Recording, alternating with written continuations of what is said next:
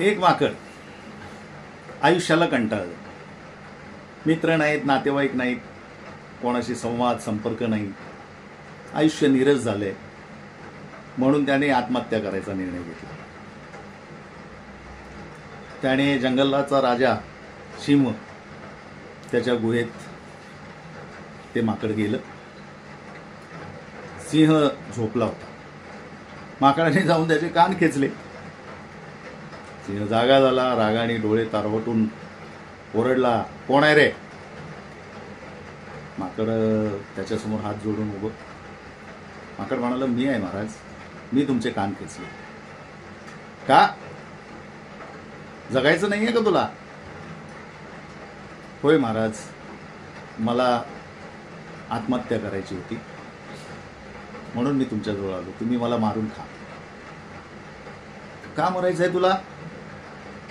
महाराज, मला कोणी मित्र नाहीत, नातेवाईक नाहीत, आयुष्य नीरस झालंय, एकटेपणाला कंटाळलोय मी, मला जगण्यात स्वारस्य राहिलेलं नाही, मला मारून खातो. सिंहाने इकडे तिकडे बघितलं आणि त्याला हळूच विचारलं, अरे तू आतमध्ये येताना तुला कोणी पाहिलं तर नाही ना? नाही महाराज. बरं, एक काम कर, तू माझा कान कसं खेचलंस तसं 3-4 वेळा अजून कान खेच, मला खूप मजा आली त्याच्यात. माकडाने त्याप्रमाणे सिंहाचे 2-3 वेळा कान खेचले. सिंहाला मजा आली, आनंद आला. सिंह त्याला हसत हसत म्हणाला की अरे बाबा, एकटेपणाचा कंटाळा तर मला पण आहे, मी पण वैतागलोय. एक काम करूया आपण, आजपासून मी तुझा मित्र, तू मरण्याचा विचार सोडून दे. या गोष्टीचा बोध काय, सार काय? जंगलाच्या राजाला सुद्धा एकटेपणाचा कंटाळा येतो, तुमचं आमचं काय? बऱ्याचदा आपले मित्र, हितचिंतक, नातेवाईक या आधुनिक जगात व्हॉट्सअप म्हणा, फेसबुक म्हणा, आपल्याला वेगवेगळे संदेश टाकत असतात. काही वेळेला गुड मॉर्निंग, गुड नाईटचे नाहक वाटणारे संदेश पण येत असतात आणि आपल्याला कंटाळा येतो, आपल्या कपाळावर आठ्या पडतात.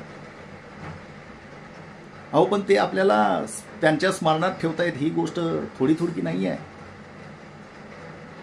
या धकाधकीच्या जीवनात प्रत्येकजण आपल्या आयुष्यात इतका व्यस्त झाला आहे की इतरांसाठी वेळ काढणं मुश्किल आहे.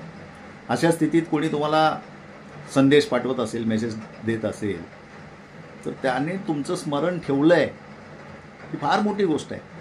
अन्यथा सगळ्यांनी जर संवाद तोडला, संपर्क संपवला, तर जगणं नीरस होऊन जाईल, जगण्याचा आनंद घेता येणार नाही.